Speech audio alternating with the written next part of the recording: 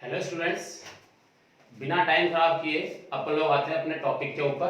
और पिछले वीडियो को हम लोग कंटिन्यू रखते हैं, कुछ न्यूमेरिकल्स के थ्रू कंसेप्ट को और क्लियरिटी लेके आते हैं। तो स्टार्ट करते हैं अपना नया न्यूमेरिकल। देखिए हमारे पास मान लीजिए ये चार्ज है प्लस क्यू, ये एक दूसरा चार्ज है प्लस क्यू, राइट। और यहां मिड पॉइंट पे जो इनका न्यूट्रल पॉइंट है, इस मिड पॉइंट पे एक माइनस क्यू नॉट चार्ज रखा हुआ है, ठीक है। अब हमसे पूछा गया है find nature of equilibrium along axis and equator, right. First question, तो हमें बताना है कि इसकी नेचर कैसी है, स्टेबल है, अनस्टेबल है या न्यूट्रल है, ये हमें बताना है। तो पिछले वीडियो लेक्चर में हमने जो देखा है कि स्टेबल कैसे होता है, अनस्टेबल कैसे होता है, उन सब के लिए पहले उस चार्ज को, उस टेस्ट चार्ज को डिस्प्लेस करके देखना होता है, राइट। तो स्टार्ट करते हैं, इसको थोड़ा सा डिस्प्लेस करके देखते हैं। तो फर्स्ट क्वेश्चन का आंसर देखिए क्या होगा। This is two charges Q and Q, right. So this is minus Q note. हमने इस माइनस क्यू नोट को यहां से थोड़ा सा राइट की तरफ डिस्प्लेस किया, आप इधर भी कर सकते हैं। जब हमने राइट की तरफ डिस्प्लेस किया तो ये आपका यहां आ गया क्यू नॉट।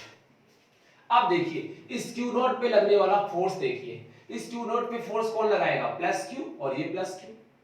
ये नेगेटिव है, ये पॉजिटिव है, इनमें भी अट्रैक्शन फोर्स लगेगा। ये पॉजिटिव है, ये नेगेटिव है, इनमें भी अट्रैक्शन का फोर्स लगेगा, राइट। इन दोनों का मैग्नीट्यूड सेम है तो इन दोनों का मैग्नीट्यूड भी सेम है, बट डिस्टेंस का डिफरेंस है। ये डिस्टेंस कम है और ये डिस्टेंस ज्यादा है। इसलिए हम जानते हैं कूलम फोर्स में 1/r², मतलब डिस्टेंस हमारे पास कम है तो फोर्स क्या होगा, ज्यादा होगा, right. So this distance is less, so force due to this charge, this is suppose 2 और दिस इज सपोज 1। इसके थ्रू इस पे लगने वाला जो फोर्स होगा वो रिपल्सन अट्रैक्शन का फोर्स होगा, और उसका जो मैग्नीट्यूड होगा वो कुछ ज्यादा होगा। ये दिस इज F2। इसकी बात करो, ये वाला इस पे फोर्स लगाएगा, ये कैसा लगाएगा, अट्रैक्शन का, इस तरफ। बट ये डिस्टेंस ज्यादा है तो फोर्स क्या होगा, कम होगा, ठीक है। तो उस वाले केस में मैंने इसका इतना सा मैग्नीट्यूड लिया, दिस इज F1, राइट। तो आप यहां देख रहे होंगे कि magnitude of F2 is greater than magnitude of F1। ये फोर्स ज्यादा हुआ, ये फोर्स कम, मींस इस पार्टिकल पे इस तरफ लगने वाला फोर्स ज्यादा है। और आप ध्यान दीजिए, आपने इसको डिस्प्लेसमेंट भी इधर ही किया था, यानी जिधर डिस्प्लेसमेंट किया उधर ही क्या लग रहा है, अल्टीमेटली फोर्स लग रहा है। तो क्या पार्टिकल कभी भी अपनी मीन पोजीशन पे आएगा, तो आंसर है नहीं, क्योंकि इधर का हमने डिस्प्लेसमेंट किया और इधर का फोर्स क्या हुआ, ज्यादा हुआ। तो नेट फोर्स की डायरेक्शन कौन सी हुई, ये वाली। इसलिए हमने कहा कि इसके ऊपर जो है फोर्स जो लग रहा है नेट फोर्स, वो नेट इस डायरेक्शन में काम करता है, F ने। और आपका जो डिस्प्लेसमेंट था वो भी इधर ही है, डिस्प्लेसमेंट भी किधर है, इधर ही है, राइट।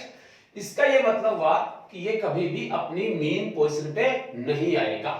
तो बताइए, जो मीन पोजीशन पे नहीं आता उसको हम क्या बोलते हैं, अनस्टेबल इक्विलिब्रियम। इसलिए इस क्वेश्चन का answer find nature of equilibrium along the axis, हमने अलोंग द एक्सिस लिया है, तो इसका आंसर क्या होगा, अनस्टेबल, अनस्टेबल इक्विलिब्रियम। ये आपका इसका पहले का आंसर होगा, राइट। अब सेकंड देखिए, इसका सेकंड को मैं यहां करता हूं। देखिए सेकंड का मतलब फर्स्ट का सेकंड नहीं, इक्वेटर की बात कर लेते हैं। इक्वेटर जानते हैं, हिंदी मीडियम वाले समझ लेना, निरक्ष होता है जो एक्सिस के जस्ट परपेंडिकुलर होता है। इक्वेटर की बात करते हैं, देखिए this is plus Q, this is again plus Q, this is suppose 2a। Question में गिवन है कितनी है, 2a, clear. So this is mid point और दिस लाइन इज इक्वेटर। ये जो लाइन है वही इक्वेटर होती है, ठीक है।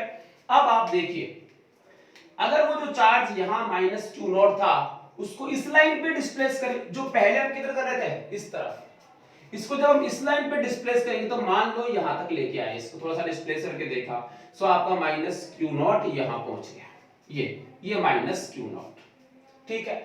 अब ये देखिए कि इस पे लगने वाला फोर्स किधर है, तो इस पे दो फोर्स लगेंगे, एक ये लगाएगा और एक ये लगाएगा।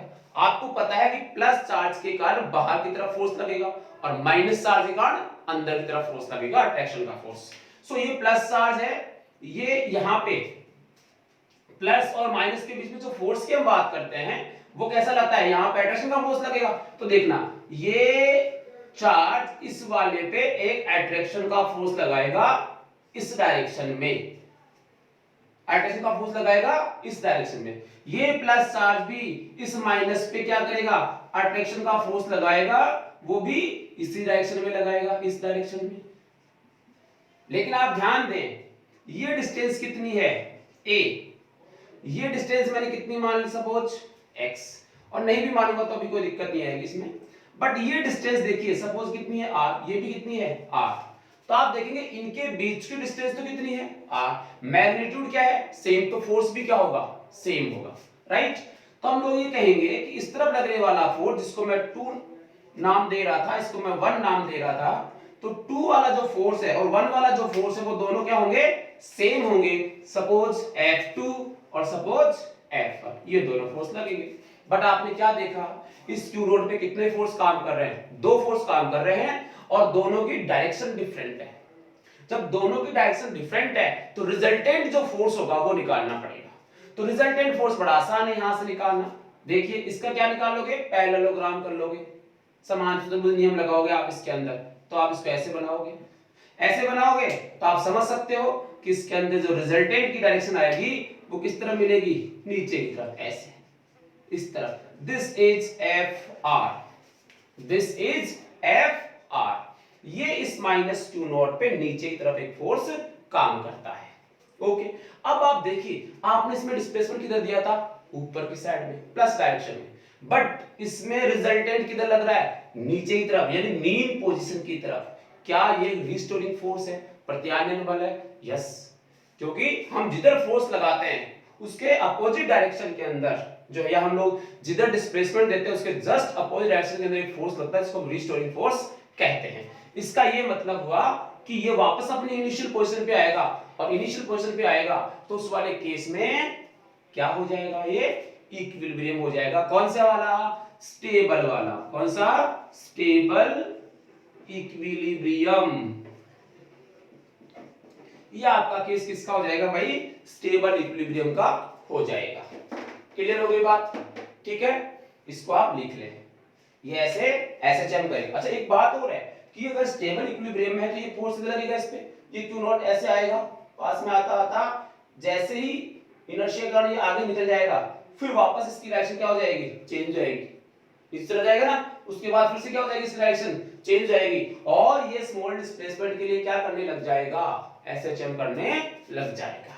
क्लियर होगी बात। अब यही क्वेश्चन अगले में पूछा गया, देखिए आप, if Q not is given small displacement along equator and release, small displacement लाके छोड़ दिया, रिलीज, देन क्या होगा।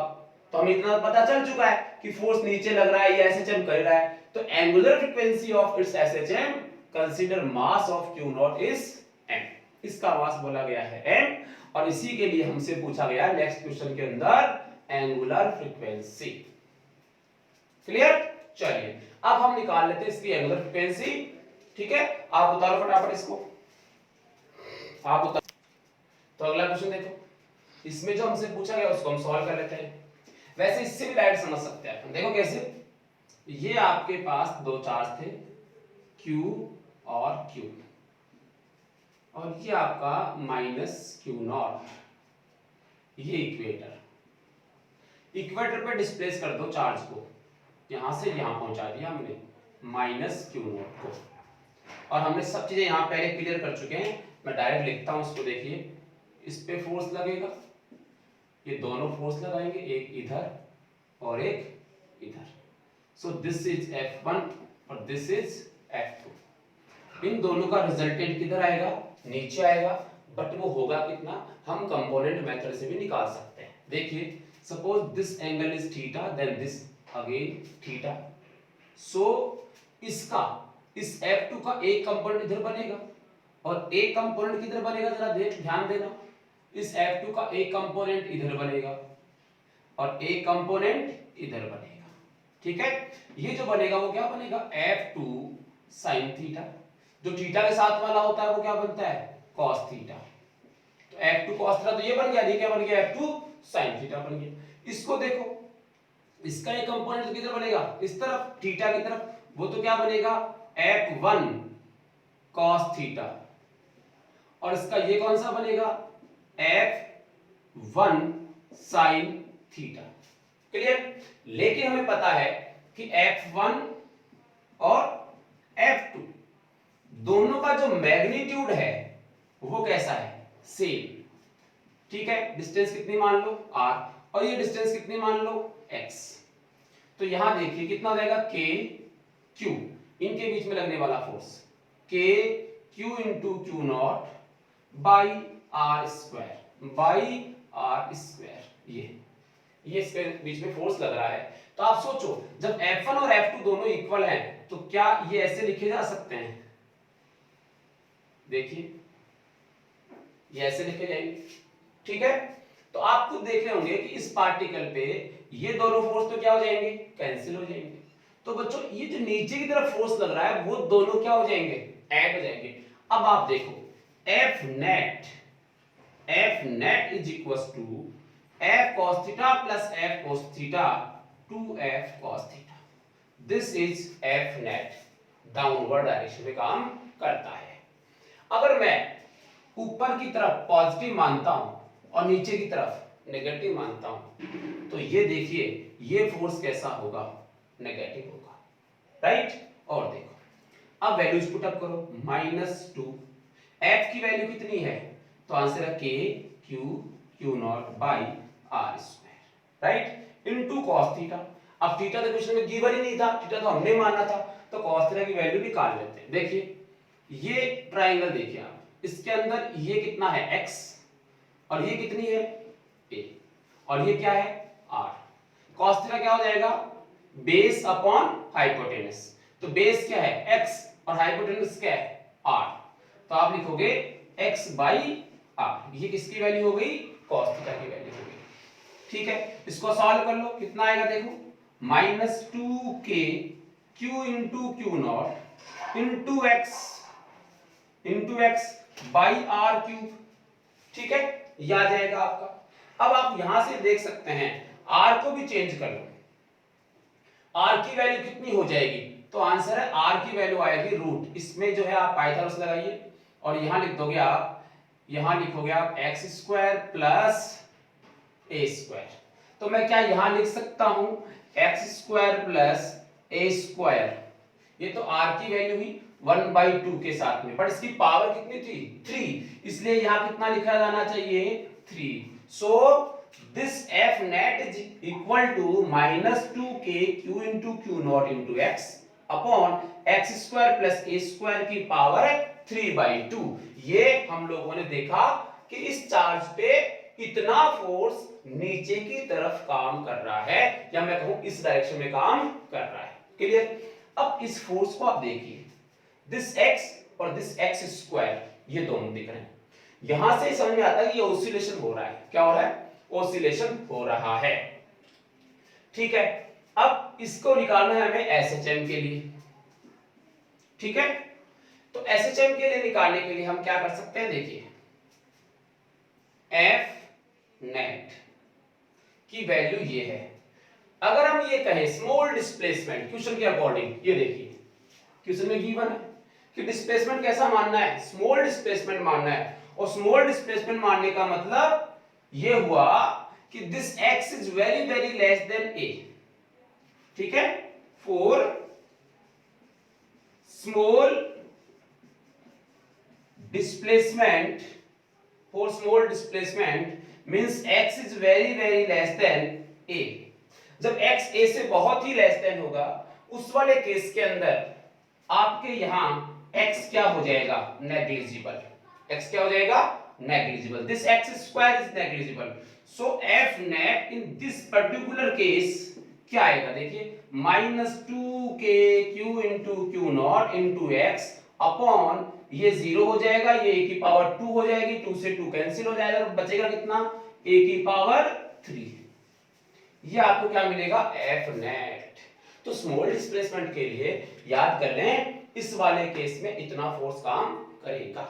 ठीक है, ये फोर्स लग रहा है भाई, बहुत अच्छी बात है। और ये फोर्स कितना लग रहा है? नीचे की तरफ, इसको दिला रहा है इसके मेन पोजीशन की तरफ। बहुत अच्छा। हमसे क्या पूछा है? ये समझ में आ गया, ऐसे चम हो रहा है। कैसे समझ में आया ऐसे चम हो रहा है? तो मैं बता देता हूं, देखो टू कांस्टेंट है, के भी कांस्टेंट वैल्यू होती है, क्यू भी कांस्टेंट है, क्यू नॉट भी कांस्टेंट है, और ए भी क्या है? कांस्टेंट है, व्हिच इज वेरिएबल एक्स। तो आप खुद सोचेंगे कि ये पूरे तो कांस्टेंट वैल्यू है, मान लो सब कांस्टेंट वैल्यू तो 10 है, वैल्यू कितनी मान लो? 10 मान लिया। इसका मतलब वो 10 फिक्स हो गई, और फिक्स हो गई इसका मतलब आप क्या लिख सकते हो? f net is directly proportional to -x, क्योंकि अगर आप इस प्रोपोर्शनल को साइन को उठाओगे तो आप ये सब वापस लिख दोगे, तो बात तो वही है। इसका ये मतलब हुआ, ये क्या है? ये आपको मिलता है रिस्टोरिंग फोर्स। इसका मतलब ये पार्टिकल क्या करेगा? सिंपल हार्मोनिक मोशन करेगा, सिंपल हार्मोनिक मोशन करेगा। अब अगर सिंपल हार्मोनिक मोशन करेगा तो हमें इसकी क्या निकालनी है? Angular frequency. अब आप एंगुलर फ्रीक्वेंसी की जो है वैल्यू निकाल सकते हैं इजी वे के अंदर। ठीक है, तो इसकी एंगुलर फ्रीक्वेंसी कैसे निकालते हैं याद है? तो फटाफट इसको उतार लो, मैं फिर करा देता हूं इसको। फटाफट उतारिए।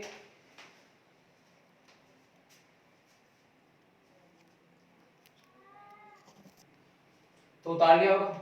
ठीक है, चलिए आगे सॉल्व करते हैं इसको। आगे सॉल्व करते हैं इसको हम लोग। जो है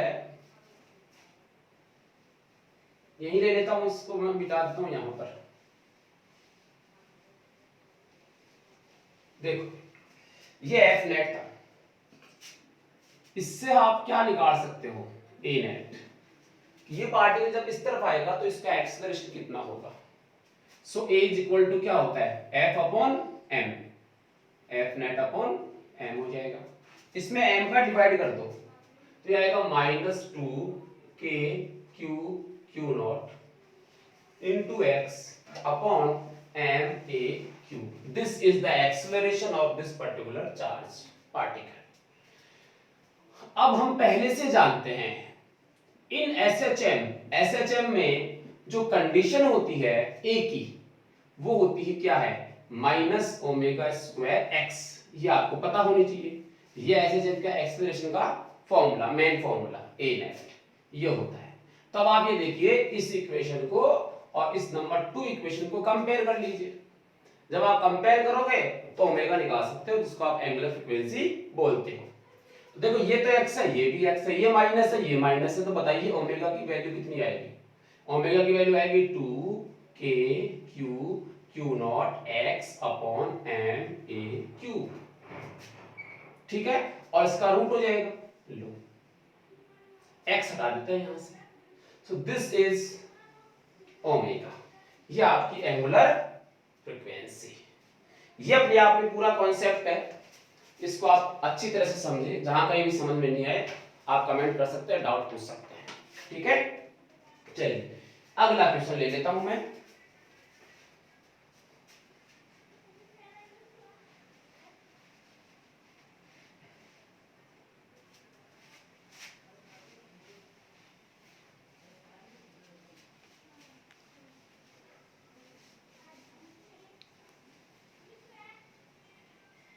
चलिए अगला क्वेश्चन लेता हूं अच्छा सा एक और। थ्रेड के कुछ क्वेश्चंस आते हैं। देखो क्वेश्चन क्या है। ये कोई रिजिड सपोर्ट है, यहां से दो कुचालक रस्सियां हैं, स्ट्रिंग है, इंसुलेटर स्ट्रिंग्स। उन स्ट्रिंग्स पे क्यू चार्ज का कोई पार्टिकल लटका हुआ है, कुछ ऐसे हो जाएगा। ये इस पार्टिकल का जो चार्ज है वो क्यू है, इसके भी कितना चार्ज है? क्यू। इसका मास m अभी कुछ नहीं दिया हुआ मान लो, और ये x है। ठीक है, खैर ये मैं मान लेता हूं, इसका मास भी m रहेगा। हमसे क्वेश्चन जो किया गया है वो ये है कि आपके पास ये जो है वो स्ट्रिंग है, ठीक है, वो इंसुलेटर है एक, और यहाँ दो चार्ज पार्टिकल हैं जिनके बीच की डिस्टेंस x है। पहली बात तो क्या ये दोनों दूर दूर रहेंगे इक्विलिब्रियम में? क्वेश्चन में ये कहा गया है कि this whole system is in equilibrium, system is in equilibrium में दिया हुआ है। अब इक्विलिब्रियम में दिया हुआ है तो आप सोचिए कि ये वाला पार्टिकल इस वाले पार्टिकल पे एक फोर्स लगा रहा है, ठीक है, और वो जो फोर्स लगा रहा है, वो जो फोर्स लगा रहा है, ये वाला इस पे इधर लगा रहा है और ये वाला इस पर इधर लगा रहा है, ये दोनों सेम पोलैरिटी के चार्ज है, ठीक है, और दोनों के बीच की डिस्टेंस कितनी दी हुई है x।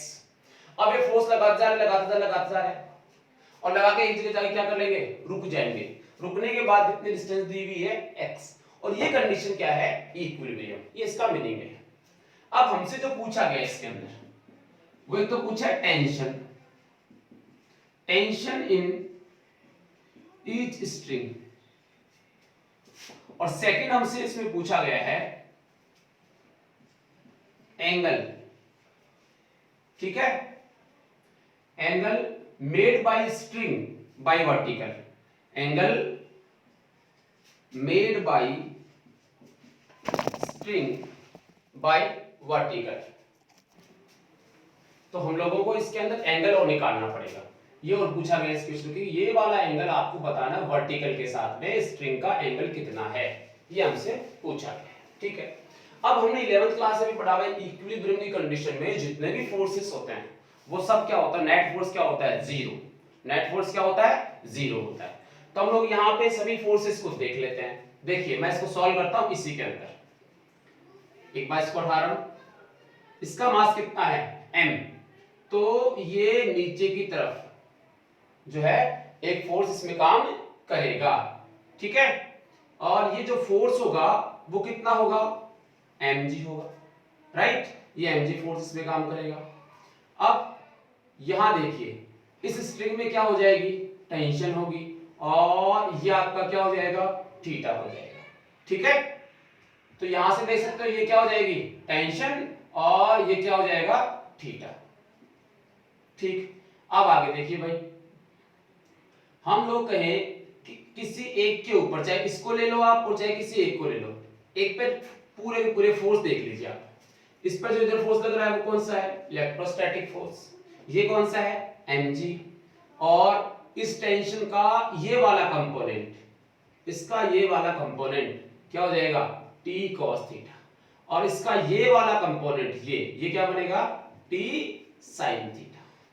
समझ में आ गई बात, तो t cos थीटा और t sin थीटा। अब इक्विलिब्रियम का मतलब होता है कि ये t sin थीटा किसके इक्वल है, fe के इक्वल है, और t cos थीटा किसके इक्वल है, mg के इक्वल। तो आपने लिखा t cos theta is equals to mg और t sin theta is equals to f, और वो f कितना है मैं आपको बताऊं, तो वो f है, ये डिस्टेंस कितनी थी, x, तो आपके लिए होगी कि k q into q कितना हुआ, q square by x square, ये f कितना है आपका।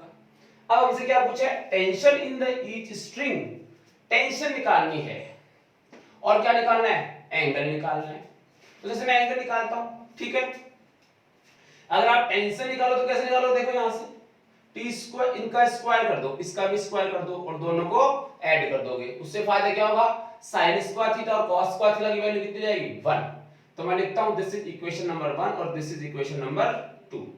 तो आपने क्या किया, 1 का स्क्वायर प्लस 2 का स्क्वायर, तो आप क्या लिखोगे इसको, t स्क्वायर, और 1 में क्या है, cos square theta plus sin square theta, this is equals to कितना होगा, mg का whole square plus kq square by x square का होल स्क्वायर, ये हो जाएगा।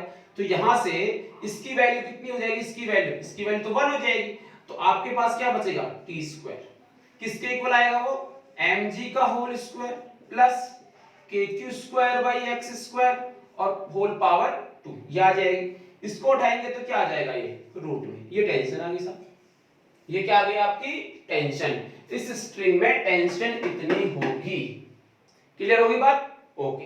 अब सेकंड थिंग क्या पूछा इसमें, angle made by string, angle made by string with vertical,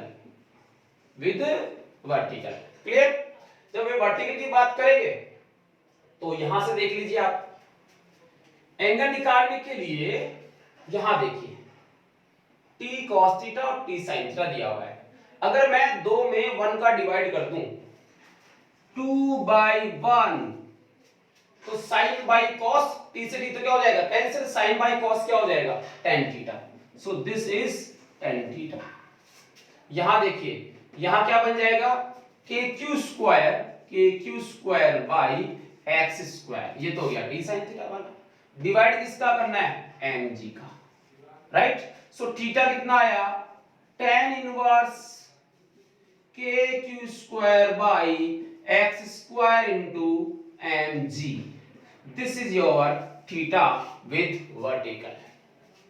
clear हो गई बात। तो इस टाइप से जो है हम लोग स्ट्रिंग वाले क्वेश्चंस को सॉल्व कर लेते हैं, ठीक है। और देखो ये आप उतार लो, इतनी देर में इसका एक क्वेश्चन और बना लेता हूं, इसी में दूसरा बना के देखते हैं। उतारो आप इसको।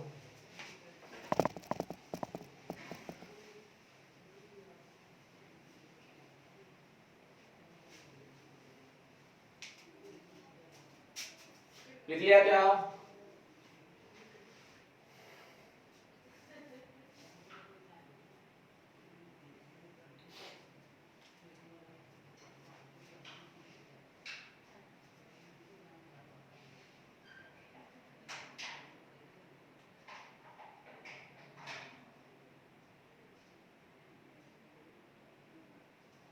ठीक है, चलिए इसी क्वेश्चन को मैं थोड़ा सा एक्सटेंशन देता हूं, इसको थोड़ा सा और आगे बढ़ाते हैं।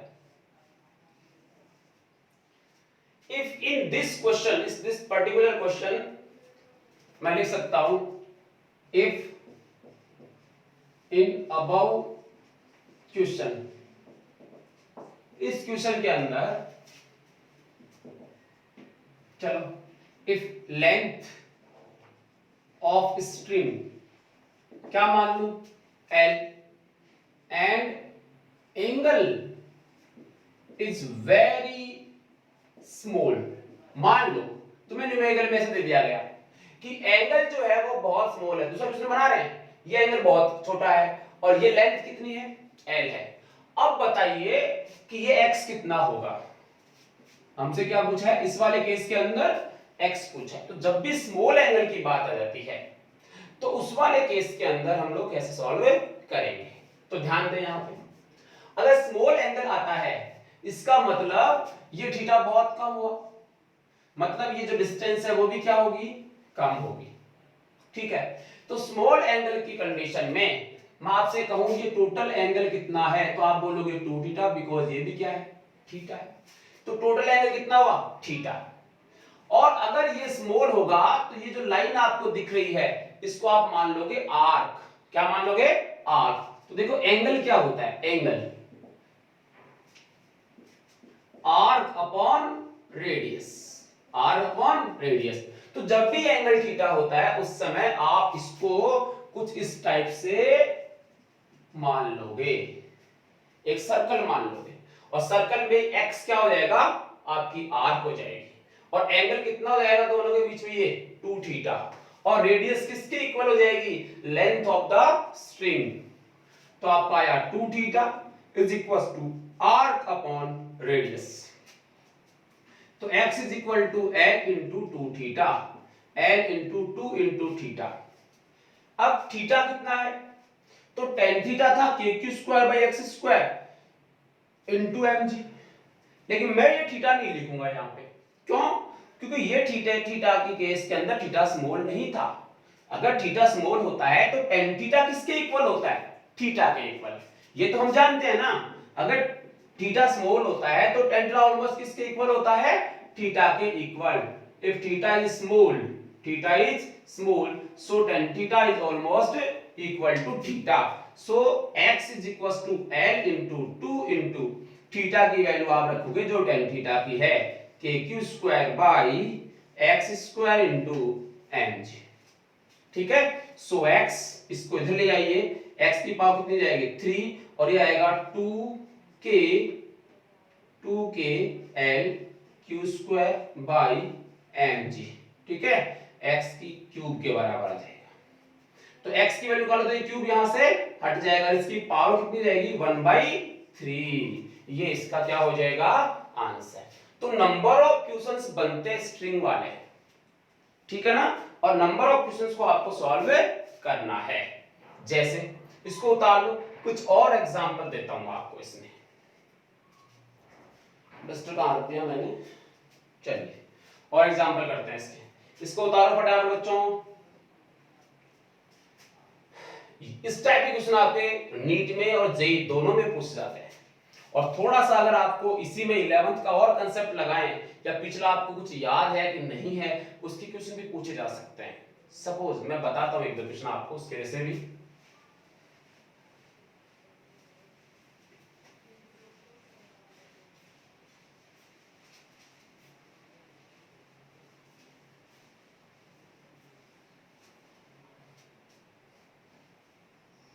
चलिए देखो फिर,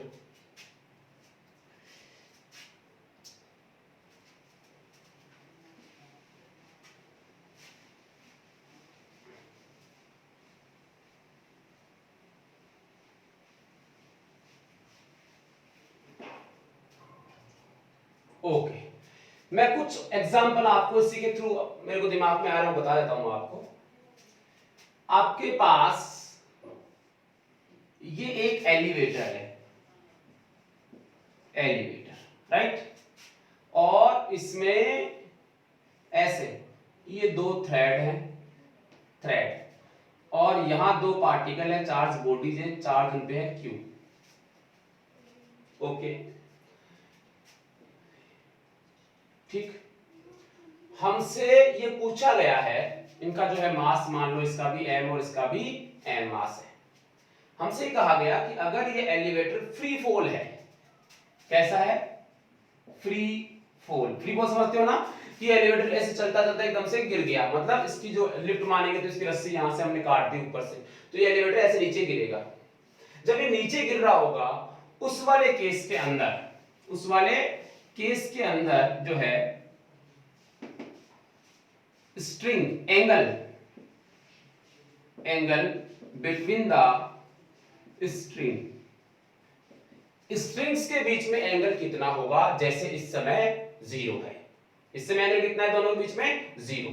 लेकिन अगर एलिवेटर जो है वो फ्री फॉल कंडीशन में है, उस वाले केस में कितना एंगल होगा, और साथ ही उस वाले केस में इन स्ट्रिंग्स के बीच में कितनी टेंशन होगी, इन स्ट्रिंग्स के बीच में कितनी टेंशन होगी, ऐसे एक से जुड़े रहेंगे दोनों ऐसे, ठीक है ना, कुछ इस प्रकार से ये निकली ऐसे, इनके बीच में टेंशन कितनी होगी, ये हमसे पूछा गया। ठीक है भाई, अगर ये ऐसा है तो आंसर क्या होगा, तो खुद सोचिए।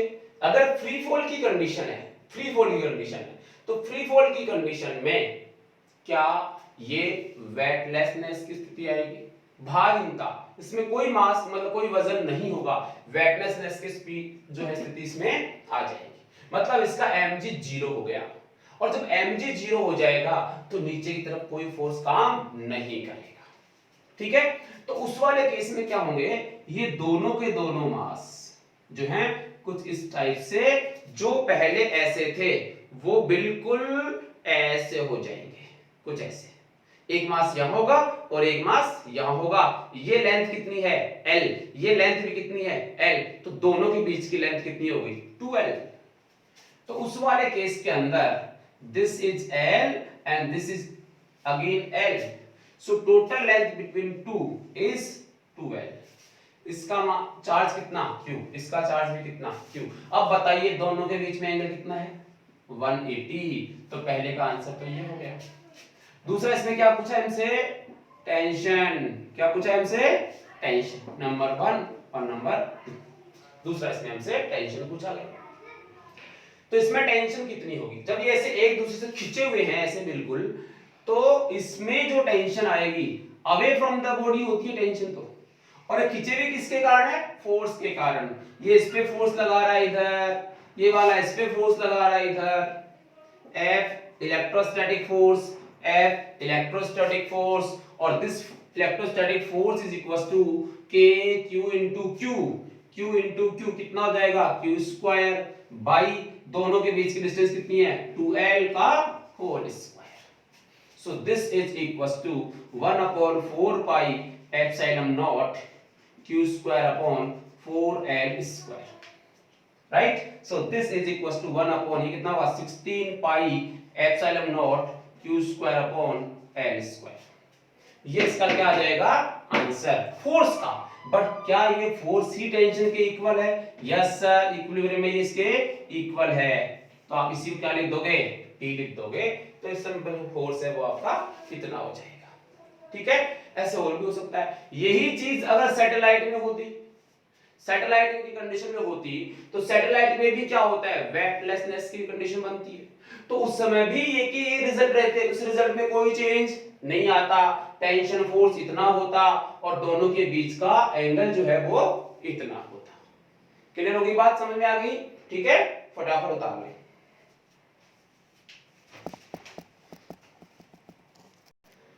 तो एक क्वेश्चन और लेके देख लेते हैं हम लोग।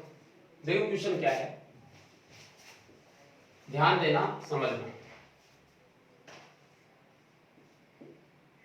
आपके पास ये दो स्ट्रिंग है, स्ट्रिंग साथ साथ लिख लें, स्ट्रिंग है, ठीक है। कौन सी है वो दोनों? इंसुलेटेड है ना, कुचालक है। इनके यहां पे मान लीजिए बॉल है, बॉल से दो बॉल है और इन दोनों की जो डेंसिटी है वो सेम है। सपोज इनकी जो डेंसिटी है, डेंसिटी जो है इसकी मान लेता हूं मैं रो। इसकी डेंसिटी कितनी मान रहा हूं मैं? रो मान रहा हूं। इस पे चार्ज कितना है ये हमें नहीं पता है, ठीक है। चलिए बहुत बढ़िया। अब बात करते हैं इसका मास कितना है, वो भी हमें नहीं पता। इस समय ये दोनों एयर में हैं। किस में है? एयर में। और ये कहा हुआ है कि system is in equilibrium. System is in equilibrium में सिस्टम गिवन है, राइट। ओके भाई, अब बात करें अगर इस पूरे सिस्टम को जो ऐसे था, इस पूरे सिस्टम को हमने ऐसे के ऐसे उठाया और किसी लिक्विड के अंदर डिप कर दिया, मतलब इसको इमर्ज कर दिया, इमर्ज्ड इन लिक्विड, ठीक है। जब हम इसको लिक्विड में इमर्ज करेंगे उस समय ये मान लीजिए, कंसीडर कर लीजिए, suppose theta does not change. मतलब ये हुआ कि मान लो यहां एंगल कितना था? थीटा। तो ये भी कितना? थीटा। जब हमने इसको किसी लिक्विड में इमर्ज किया उस समय थीटा में कोई चेंज नहीं हो रहा है, ये क्वेश्चन कह रहा है, ठीक है। तो करके देखते हैं। ये हमने 1 2 और हमने क्या कर दिया, इसको किसी लिक्विड के अंदर डिप कर दिया और इस लिक्विड की डेंसिटी सपोज सिग्मा है। इस लिक्विड डेंसिटी कितनी है भाई? सिग्मा है। ओके, इसकी सिग्मा मान लेते हैं। अब हमसे ये कहा गया है अगर आपका थीटा चेंज नहीं होता है, थीटा चेंज नहीं होता है, तो उस वाले केस में ये जो मीडियम है, मीडियम कौन हो गया? यहां पे लिक्विड हो गया। उस मीडियम का डाइलेक्ट्रिक कांस्टेंट फाइंड आउट करो। Very important question.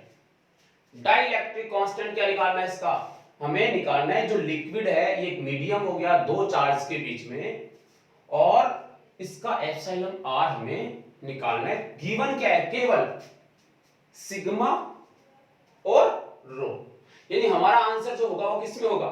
सिग्मा और रो में होगा। अब कैसे सॉल्व करोगे? ठीक है, इसको हमें समझना पड़ेगा। चलिए करें स्टार्ट। पहले पॉज करके खुद सॉल्व करके देखो भाई, जो कर सकते हैं वो खुद सॉल्व करके देखो पॉज करके, फिर मैं करता हूं। ठीक है भाई, शुरू करता हूं मैं। देखो क्या ये इक्विलिब्रियम में है तो इन पे फोर्सेस जो लगेंगे, इस पे इधर फोर्स कितना लगेगा? F। इधर क्या हो जाएगा? T sin theta. इधर क्या बनेगा? T cos theta. सब समझते हैं, ठीक है भाई। ये डिस्टेंस मान लेता हूं कितनी है? x, ठीक है। इसका मास मान लेता हूं कितना है? m। इसका मास भी कितना होगा? m होगा। अब बताइए इसके नीचे की तरफ जो फोर्स लगेगा वो क्या होगा? इसका mg, मींस इसका w कितना हो गया? mg के इक्वल, ठीक है। अगर W इसका mg के इक्वल हो गया तो हम लोग यहां से देखिए क्या क्या लिख सकते हैं, t cos theta is equal to W, t cos theta is equal to क्या लिख दोगे W, और t sin theta is equal to क्या लिखोगे Fe, दो बातें, ठीक है, ये हो जाएगा आपका। अब f की वैल्यू जो है वो हम लोग W की फॉर्म में कैसे निकाल सकते हैं, ठीक है, f की वैल्यू जो है वो W की फॉर्म में कैसे निकाल सकते हैं।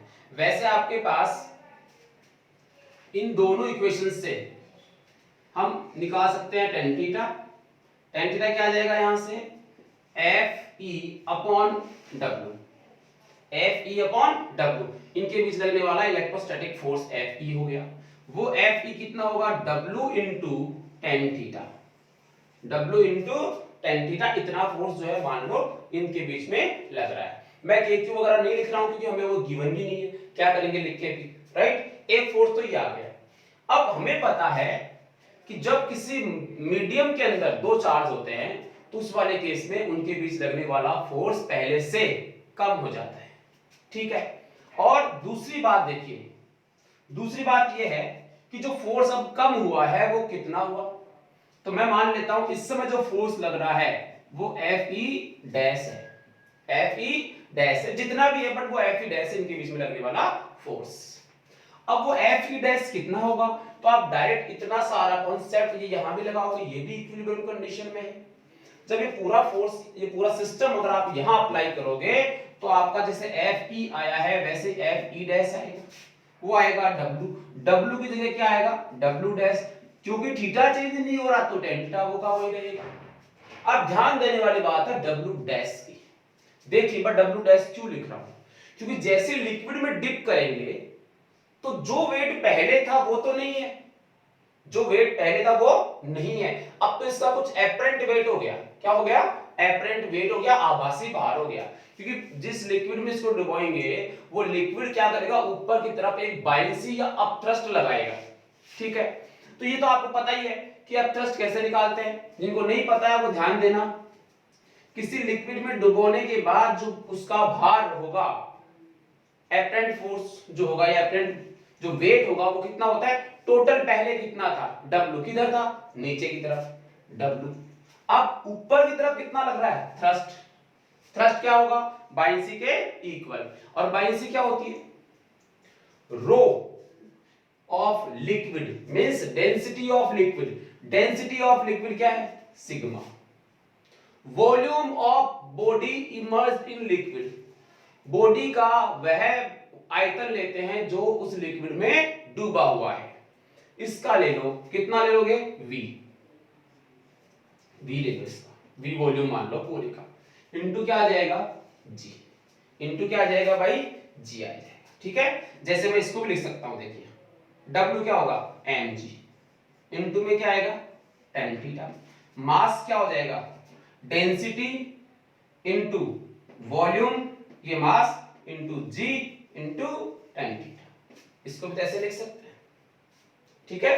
बट यहां डेंसिटी किसके लिए हमने इस बॉल की, जबकि यहां डेंसिटी किसके लिए हमने इस लिक्विड की, और वॉल्यूम किसका लिया है बॉल का, इसलिए एपरेंट वेट का फॉर्मूला आप याद रखिए, ठीक है। आप देखो so Fe dash is equal to W dash कितना W minus sigma V G into tan theta into tan theta, यह आ गया Fe डैश। अब हमें पता है कि चार्ज ये जो एप्सिलॉन r होता है उसका फॉर्मूला क्या होता है, तो देखिए मैं एप्सिलॉन r के बारे में यही बता देता हूं, थोड़ा सा जगह यहां है हमारे पास, देखिए क्या F डैश की वैल्यू Fe का एप्सिलॉन r गुना कम होती है, ये हमारा फॉर्मूला है कि जब दो चार्जेस के बीच में मीडियम होता है तो फोर्स पहले से कम हो जाता है, और उसका फॉर्मूला ये है, ठीक है। अब इसको रख दो आप, एप्सिलॉन r की वैल्यू निकालोगे आप, तो एप्सिलॉन r कितना हो जाएगा, एप्सिलॉन r हो जाएगा डाइलेक्ट्रिक कांस्टेंट की वैल्यू निकालोगे जो आएगा Fe upon Fe dash, F E upon F E dash. Clear?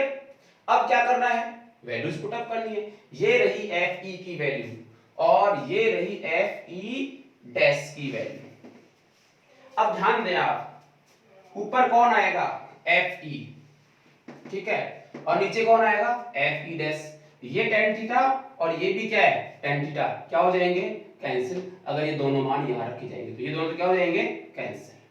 ठीक है, अब यहां क्या बचा, यहां क्या बचेगा, तो इस W को क्या लिखा जा सकता है, रो v g, rho v G. तो देखिए epsilon r is equal to tan theta से tan थीटा कैंसिल हो गया। यहां क्या लिखा जाएगा, रो वी जी, और यहां क्या सिग्मा वी जी, क्या कॉमन आया, वी जी। क्या बचा, रो माइनस सिग्मा। नीचे क्या आएगा देखो, एफ ई, नहीं ऊपर लेना है ना हमें, ये रहा, sorry, this is rho v g, सही है। तो इसमें लिख लेता हूं मैं, rho v g, tan plus tan cancel हो जाएगा, नीचे लिखोगे rho v g, rho v g minus sigma v g. क्या जाएगा, रो से रो कैंसिल हो जाएगा, वी से वी कैंसिल हो जाएगा कॉमन लेने के बाद। ठीक है, तो यहां से क्या कॉमन आएगा, we ji we ji we ji, we ji common आएगा, कैंसिल हो जाएगा, क्या बचेगा, rho upon rho minus sigma, rho upon rho minus sigma. इसको आप याद ही रख लें, न्यूमेरिकल है, आरबीसी की किताब में न्यूमेरिकल दिया हुआ है ये इस टाइप का, जिसका दो आंसर आएगा एप्सिलॉन आर का। तो आप डायरेक्टली ये फॉर्मूला याद करिए, लेकिन ध्यान रखिए रो मैंने किसका लिया है, बॉल का। तो हम लोग क्या लिख रहे हैं, देखो रो किसका, डेंसिटी ऑफ मेटल, ठीक है, upon density of metal minus density of liquid. ठीक है, इसको इस डायरेक्शन में आप याद रख सकते हैं। तो ये सभी क्वेश्चंस जो हैं ये आपका कांसेप्ट बनाते हैं। आशा करता हूं कि आपको ये सब चीज समझ में आई होंगी। अगर कोई भी डाउट क्वेरी वगैरह हो तो आप कमेंट बॉक्स में लिख सकते हैं, डाउट जो है उस पर बता सकते हैं मेरे को। ठीक है, नेक्स्ट वीडियो लेक्चर जो होगा वो हमारा एक नए टॉपिक पे होगा, और वो टॉपिक रहेगा हमारा electric field intensity. Okay, thank you.